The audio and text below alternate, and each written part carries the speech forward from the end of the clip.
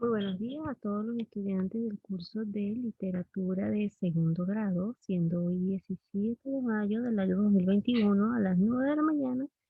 Iniciamos esta primera sesión y vamos a dar un tiempo para que vayan ingresando los estudiantes.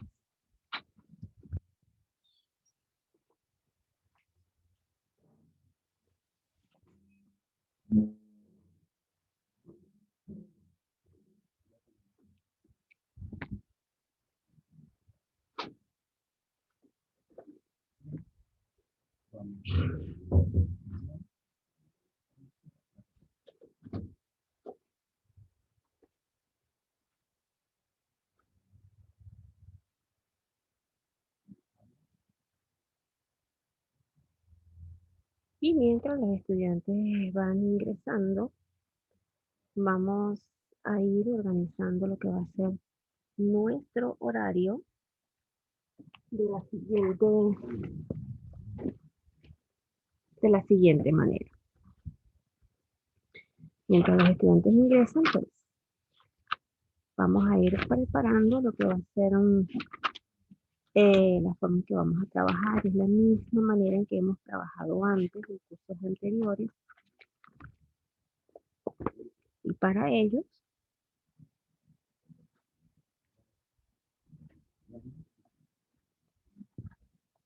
vámonos a nuestra página de presentaciones.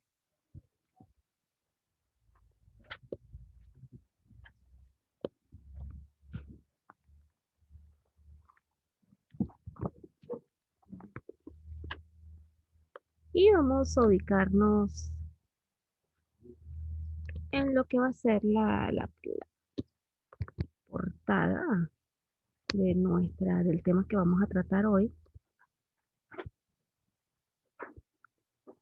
En relación a lo que va a ser el horario, pues aquí les voy a mostrar nuestro horario.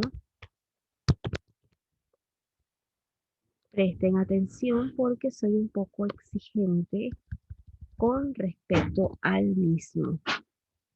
Los días lunes estarán conmigo desde las 9 en punto hasta las 9:40, que va a constar la primera sesión. Es decir, ya ustedes deben manejar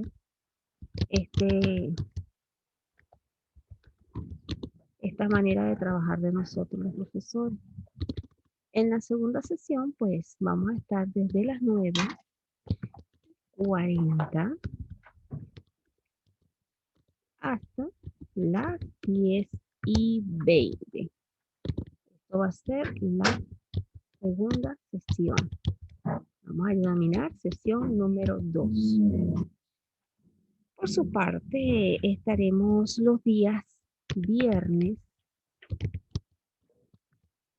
desde las 10:40 am hasta las 11:20 am, en lo que es la primera sesión 1. De la siguiente manera, entraremos a las 11:20 de la mañana hasta las 12 del mediodía, que corresponde a la sesión 2. Esto es en cuanto al horario. Una nota importante: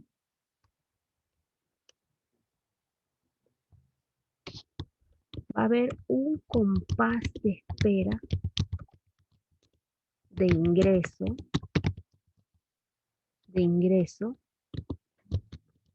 a la sesión 1. Es decir, el día lunes, como hoy, doy un compás de espera hasta las 9:05. Los viernes un compás de espera hasta las 10:45. Espero a los estudiantes. Ese compás de espera de ingreso a la sesión 1 es de 5 minutos. Si usted no entra dentro de ese compás de espera, no lo voy a cumplir. Si no ingresa a la sesión 1, no se admitirá en la segunda sesión.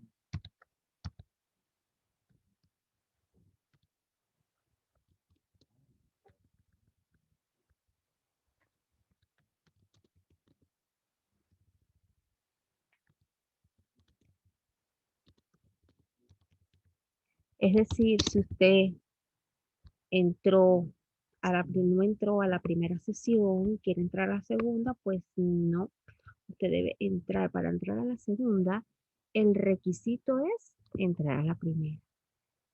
Para entrar a la primera sesión, tienen un compás de espera de 5 minutos, por lo que les voy a pedir a los estudiantes que por favor sean puntuales en el horario. No me gusta esperar a estudiantes porque es una falta de respeto, no tanto para mí, sino para sus compañeros que ingresan puntual. Si usted se le presenta algún inconveniente con el internet o un problema familiar, notifíquemelo a mi número que ya se los voy a indicar. Copien mientras tanto su horario de clase.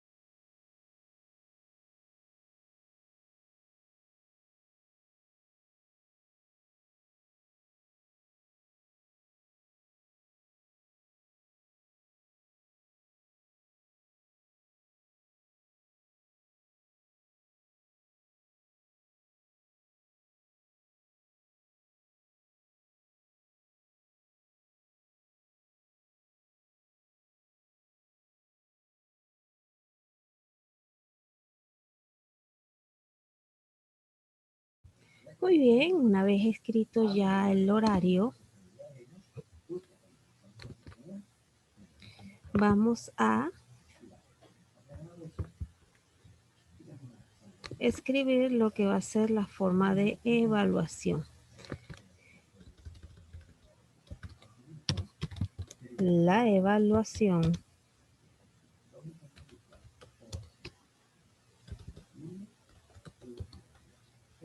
va a ser de la siguiente manera.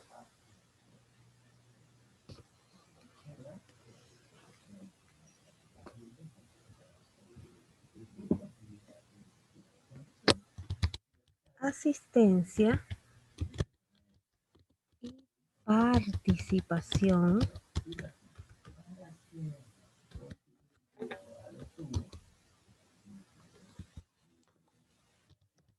cuaderno de trabajo. Y cómo es ese cuaderno de trabajo, ya se los voy a describir. Ese cuaderno de trabajo debe contener los apuntes de Zoom, es decir, de cada clase que ustedes van a ver de manera virtual, y las actividades domiciliarias. Esas son las actividades del libro. Entonces, tenemos participación. Vamos a colocarlo en otro color. Vamos a colocarlo en negro. Cuaderno de trabajo y examen final. Esas tres formas evaluativas, si usted pone de su parte, pues usted aprueba el curso. Asistencia y participación, evaluación en cuanto al cuaderno de trabajo, los apuntes de Zoom y las actividades domiciliarias son una. El examen final es otro. Mi número de teléfono es 998-199-571.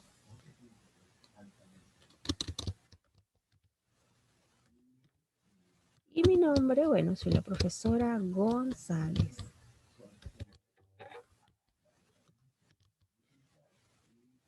Esa va a ser la metodología. Entrega puntual del trabajo, asistencia, participación, examen final, igual el horario. Recuerden entrar puntualmente. Ahora bien, copien esto en sus cuadernos mientras ustedes apuntan.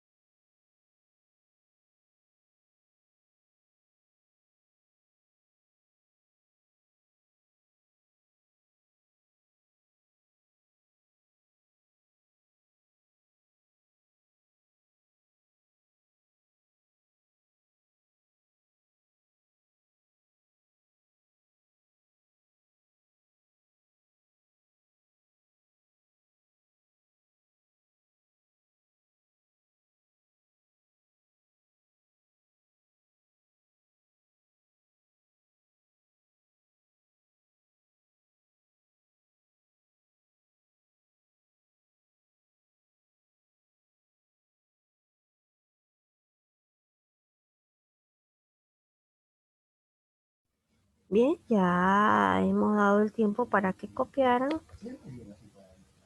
Ahora bien, vamos a lo que va a ser el libro que debes tener desde ya. Si usted no tiene libro, solicíteselo a la señora Juana. Este es el libro con el que vamos a estar trabajando durante este curso. El curso dura 6 semanas, siendo esta la primera semana. Bien, disculpen. Vamos a hacer la presentación de lo que va a ser el tema 1.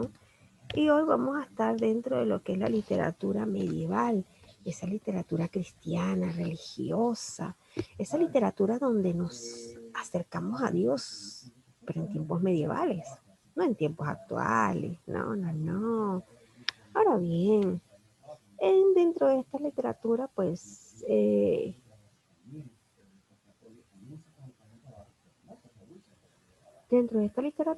vamos a conocer obras muy destacadas que estaremos tratando y vamos a hacer cierto resumen de las narrativas, de lo que va a ser este tema que para mí es uno de los temas más polémicos de la literatura medieval. En ella hay grandes obras.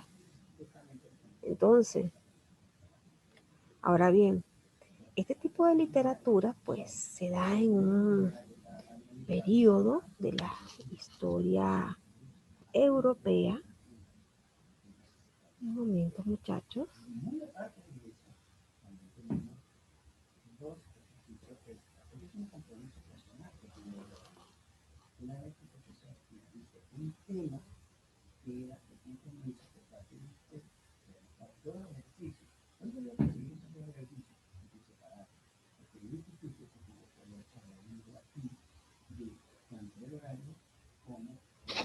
Bien, como haciendo unos ajustes aquí en la computadora, pues la literatura medieval. ¿Pero qué es la literatura medieval? Pues la literatura medieval agrupa el conjunto de las producciones artísticas escritas de Europa, que datan de los 1000 años que duró el medioevo. Es un periodo histórico que se comprende desde la caída del Imperio Romano en el siglo V y el descubrimiento de América en el siglo XV, y está caracterizado por el surgimiento de una nueva sociedad feudal agraria. Entonces, por acá puedes ver en el libro, ¿ves? Que es un periodo de la historia europea que se inicia, ¿ves? En el siglo V hasta el siglo XV, vamos a la par, ¿no?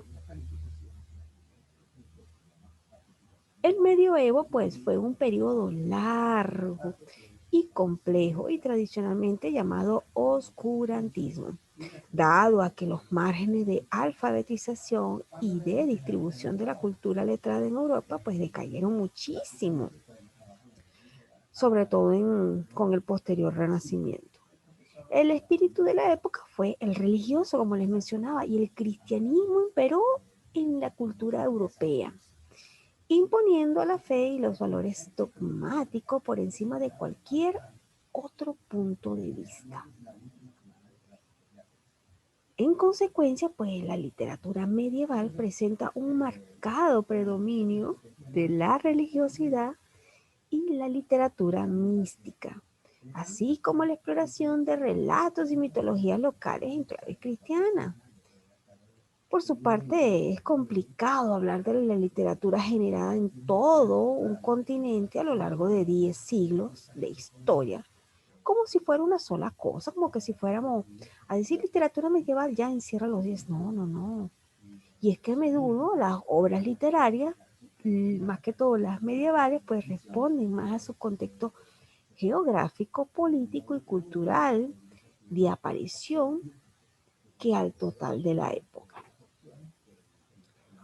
Por acá, pues, tenemos en nuestro libro, pues, no obstante, las fechas anteriores no han de ser tomadas como referencias fijas.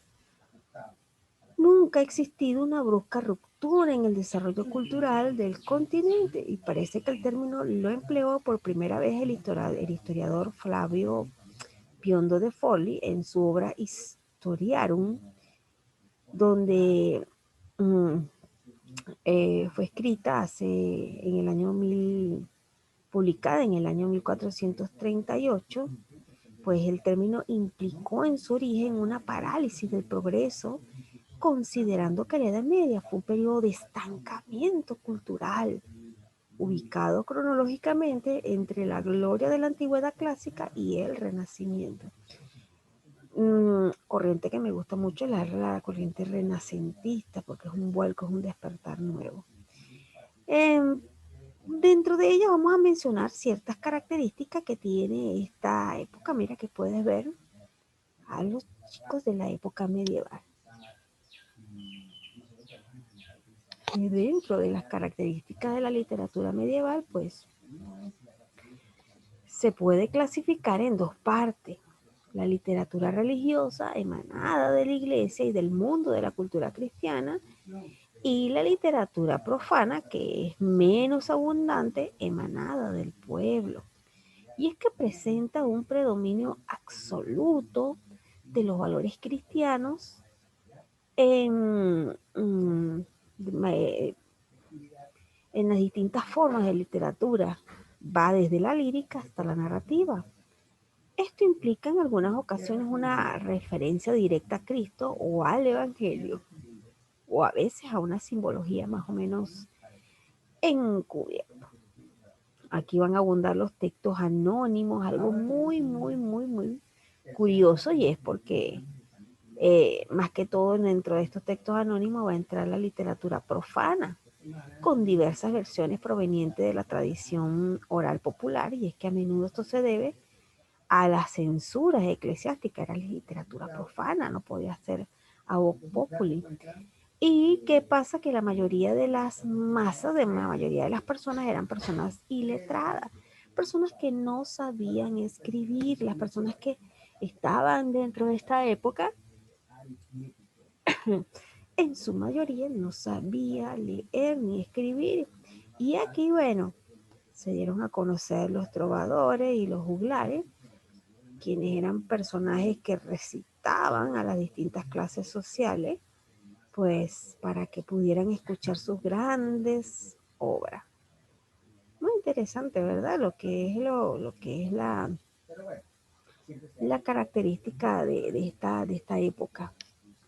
Pues muchos de sus autores conocidos fueron padres eclesiásticos, monjas o sacerdotes, en cuyas obras pues se indagaba conceptos de teología, filosofía, liturgia, o se hacían críticas veladas a la propia iglesia, y ya vamos a conocer algunos.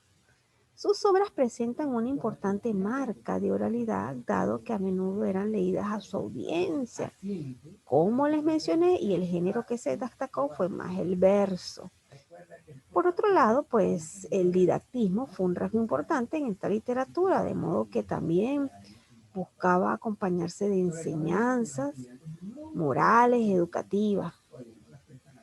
Y fue compuesta, pues toda esta literatura mayormente fue compuesta en latín, pero a medida que avanzaban los siglos comenzó a escribirse en lenguas vernáculas. Tanto el inglés como el francés medieval tuvieron su momento de gloria como lengua de las letras medievales, mientras que el español pues tuvo su auge hacia finales del periodo durante el barroco. ¿Cuáles fueron los géneros más cultivados dentro de la literatura medieval? Pues el drama, las sagas, las fábulas, la lírica, y hacia el final del medioevo, pues la novela. ¿Cuáles son los temas más destacados dentro de la literatura medieval? Bueno, los libros de caballería, esa lucha de fuerza cristiana contra el Islam, restos heréticos de las religiones, el amor cortés, ese amor bonito, el romance entre ciudadanos del vulgo, especialmente entre pastorcillos enamorados, abunda en el medioevo, sobre todo en la literatura profana. Y este tipo de amoríos solían ser intensos, poéticos, platónicos, y eran relatados en versos y canciones. También habían temas de poesía mística, versos sobre la experiencia religiosa o el amor de Dios, el amor al Señor. Habían cantares, declaraciones de amor, y también había lo que eran escritos, muchos escritos religiosos. Ahora bien, tenemos en nuestro libro que ningún evento concreto determina el fin de la antigüedad y el inicio de la Edad Media, ni el saqueo de Roma por los godos dirigidos por Alarico I en el 410, ni el derrocamiento de Rómulo Augustulo, último emperador romano de Occidente. Los fragmentos de la actualidad, pues tenemos que durante este periodo no existió realmente una maquinaria de gobierno unitaria en las distintas entidades políticas. El desarrollo político y económico eran fundamentalmente local, y el comercio regular desapareció casi por completo, aunque la economía monetaria nunca dejó de existir de forma absoluta. Ahora bien,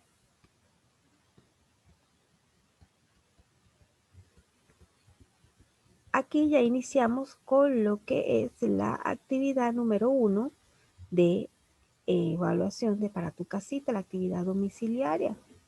Ahora, antes de entrar a este tipo de evaluación, vamos a nuestra presentación, porque dentro de los temas de literatura medieval, pues hay unas grandes obras como la de El Cantar del Mío Cid, que es una de las obras más sonada dentro de la literatura medieval.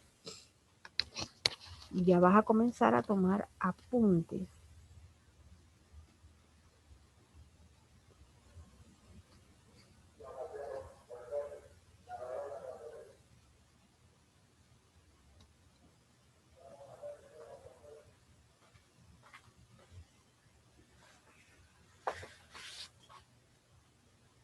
Y por acá pues voy a hacerles mención de lo que es el cantar del Mío Cid de manera sencilla, porque ustedes deberán en sus casas pues hacer la investigación correspondiente para sus trabajos. Y vamos a iniciar la presentación.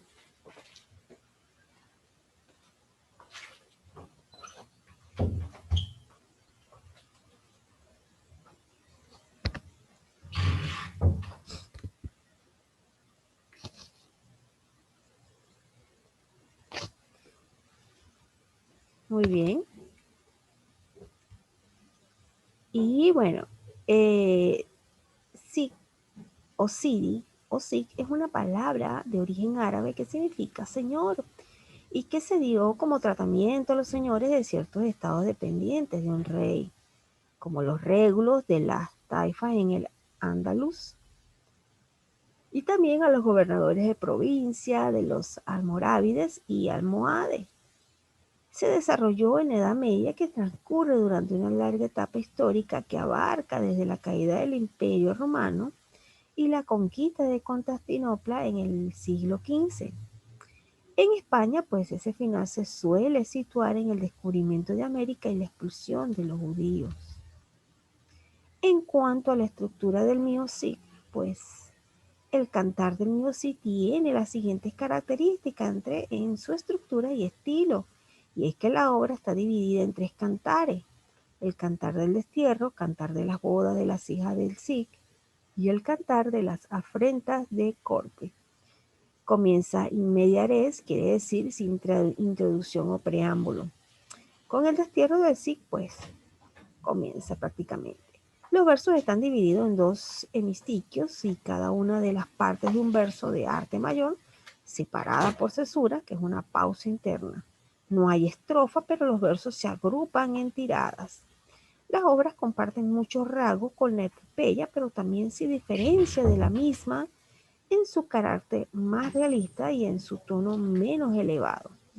Copien esto en sus cuadernos mientras les voy mencionando todo lo que presente en estas páginas siguientes son para ser copiadas en su cuaderno de apuntes.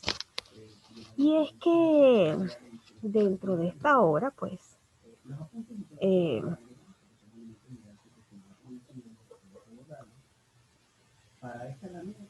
muchos de los hechos y hazañas que se le atribuyeron al Cid jamás existieron, pero han contribuido a la consagración del mito. Y es que el Cid era un héroe que necesitaba la cristiandad hispana de la Edad Media debido al contexto histórico: tiempo de cruzadas, época de reconquista y de avances hacia el sur. El personaje histórico que inspiró la leyenda, Rodrigo Díaz de Vivar, nació en el pueblo de Vivar, en Burgos, hacia el 1043 e inició su vida de caballero al final del reinado de Fernando I. Estuvo al servicio de uno de los hijos del monarca, Sancho II, rey de León, y después de su muerte a Alfonso VI. Se casa con la noble leonesa, hija del conde de Oviedo, quien descendía de los reyes leoneses. En 1081 pues sale exiliado tras una falsa acusación de robo y se ofrece al servicio de los reyes musulmanes de Zaragoza. En 1088, pues vuelve del exilio a Castilla para derrotar más tarde al rey de Aragón y al conde de Barcelona, que en 1094 conquista todo un reino convirtiéndose en señor de Valencia. Una vida que ha merecido entrar en la historia de la literatura y el arte. Entonces por acá tenemos lo que es el Cantar del Mío-Sí, también llamado Cantar de Gesta. Es la primera obra narrativa extensa de la literatura española en una lengua romance. Consta de 3.735 versos anisosilábicos que relatan hazañas heroicas, inspiradas libremente en los últimos años de la vida del caballero castellano Don Rodrigo Díaz de Vivar. El poema está escrito en castellano medieval y compuesto alrededor del año 1200, una data más o menos que se puede señalar. Se desconoce el título original, aunque probablemente se llamaría gesta o cantar, términos como con el que el autor describe su obra. ¿Cuáles son los argumentos del Cantar del Mío-Sí? Pues trata el tema del honor, un valor de gran importancia hacia la gente de la época. La necesidad de recuperar la honra perdida es lo que da impulso a las hazañas acometidas por el héroe. El poema pues se inicia con el destierro del Cid y bueno, primer motivo de deshonra tras una acusación de robo. Este deshonor pues supone también el ser desposeído de sus heredades o posesiones en Vivar y privado de la patria potestad de su familia. Tras conseguir la conquista de Valencia, gracias a su prudencia y astucia, pues el héroe consigue el perdón real y una nueva heredad, el señorío sobre Valencia. Para ratificar su nuevo estatus de señor de vasallos, se conciertan las bodas de sus hijas con linajes de mayor prestigio, como son los infantes de Carrión. Aquí es muy interesante este drama con estos hermanitos que eran un poquito malitos, ¿no? Y el destino, sin embargo, es imprevisible y transforma este momento de felicidad en una nueva caída de la honra del Mío-Sí debido al ultraje de los infantes a las hijas del Cid, que son vejadas, malheridas y abandonadas en el robledal de Corpe, hecho que supone, según el derecho medieval, el repudio de facto de estas por parte de los Carrión. Eran unos hermanos malvados. Y por ello el Cid él alega la nulidad de los matrimonios en un juicio presidido por el rey, en el que los infantes de Carrión queden infamados públicamente y apartados de los privilegios que antes tenían como miembros del séquito real. Por el contrario, pues las hijas del Cid conciertan matrimonios con reyes de España, llegando al máximo ascenso social. Es una narrativa interesante de lo que es el Cantar del Mío-Sí. Es por ello que te invito a que la leas completo o de manera resumida, pues en esta obra vas a conseguir una trama, perdón, me dio un poquito de hipo, una trama muy bonita, llena de aventuras, guerra, deshonra, maldad, como los hermanos Carrión, y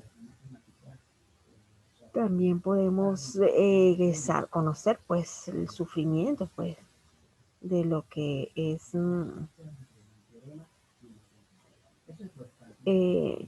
este tema muy muy bueno, muy épico más que todo. Y nos enlazamos de la siguiente manera con Jorge Manrique, que es otro pionero más de lo que es estas obras de este siglo, de ese siglo, pues mejor dicho, como lo es las Coplas a la muerte de mi padre, de Jorge Manrique. Y es que Jorge Manrique fue un poeta español perteneciente al periodo prerrenacentista, tal como se denominó al momento inmediatamente anterior al comienzo del Renacimiento. Escribió varias canciones que aparecen en diversos cancioneros y su gloria como poeta proviene de sus famosas coplas a la muerte de su padre. Un poema que consta de 43 coplas en pie quebrado, de las cuales una tercera parte está dedicada a su padre y el resto, la mayoría, a la muerte en su sentido universal, lo cual hace de este poema una obra universalmente reconocida. Parece ser que Lope de Vega dijo que este poema merecía ser escrito con letras de oro. Copien esto en sus cuadernos, por favor, de lo que es la obra de Jorge Manrique. Voy a silenciar un momento el micrófono.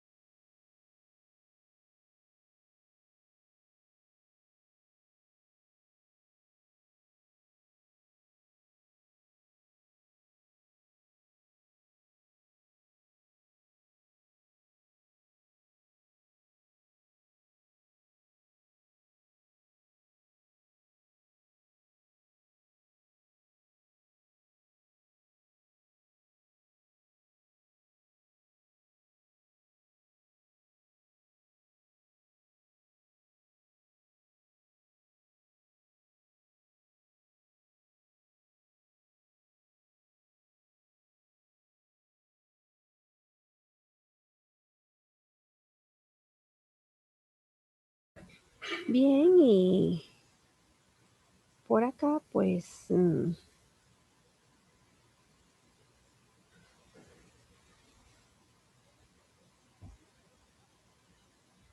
seguimos con lo que es la obra.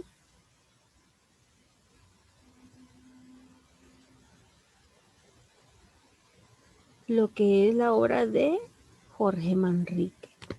Espero que hayas tomado en cuenta lo que vamos a copiar de él. Y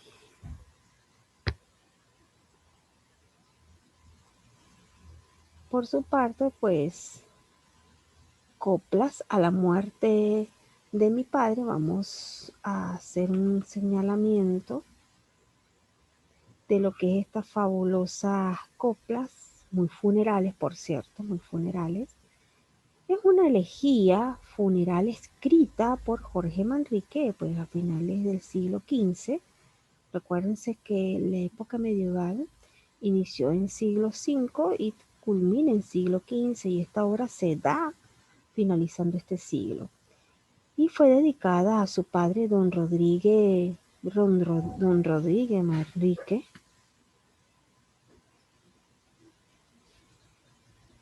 Un momento, muchachos, que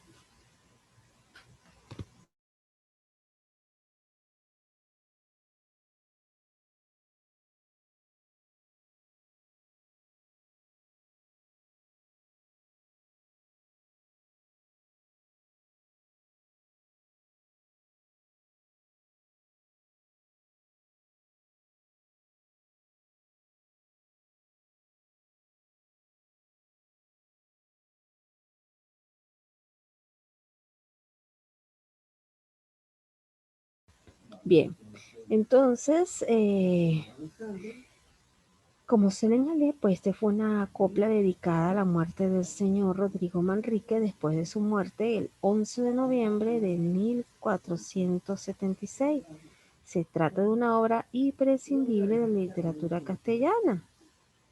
La obra está compuesta por 40 coplas combinado entre versos que hacen que tenga un estilo manriqueño y se estructura en tres partes.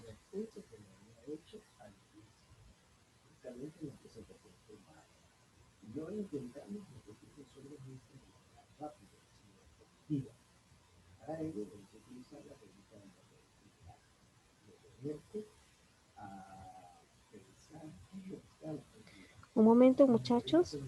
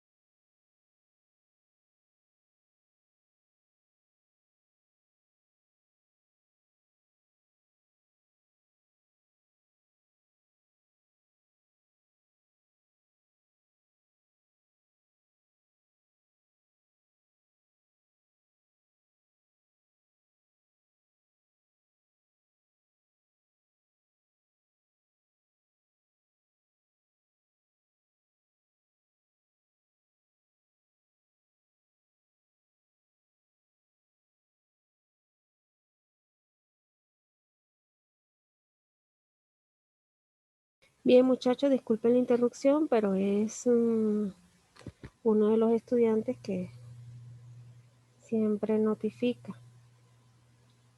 Ahora bien, estuvimos hablando de lo que es la primera parte de reflexión de lo que es coplas a la muerte de su padre, de Jorge Manrique, y vimos que esta obra está compuesta por 40 coplas.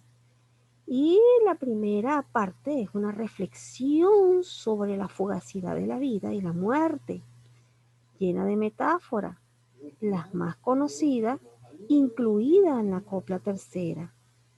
En esta parte también queda reflejado el pensamiento cristiano y la idea del sacrificio, así como el tópico que dice que la muerte iguala a los ricos y a los pobres. Por acá seguimos avanzando en la siguiente lámina.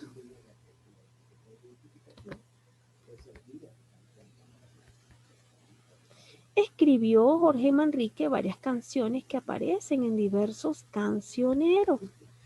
Su gloria como poeta proviene de las famosas coplas a la muerte de su padre, un poema que consta de 43 coplas en pie quebrado, de las cuales una tercera parte, como señalé, está dedicada a su padre y el resto, la mayoría, a la muerte en el sentido universal, lo que lo hace como una obra muy reconocida.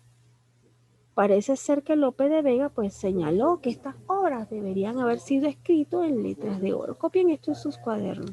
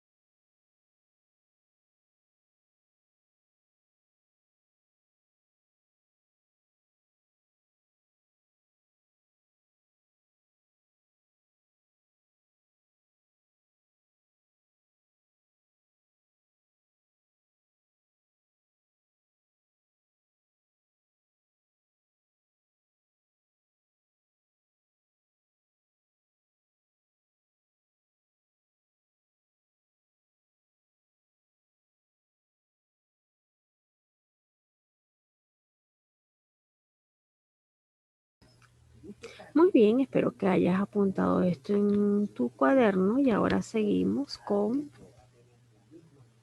la siguiente lámina. Si bien escribió muchos poemas cortos, pues su obra cumbre y por la cual pasó a la posteridad fueron las coplas a la muerte de su padre, escritas precisamente hasta la muerte de su papá y a modo de homenaje a este y que el día de hoy pues están consideradas como un clásico de la literatura española. Ahora vamos a hacer la desconexión y nos vamos a conectar a la segunda sesión de literatura de segundo grado.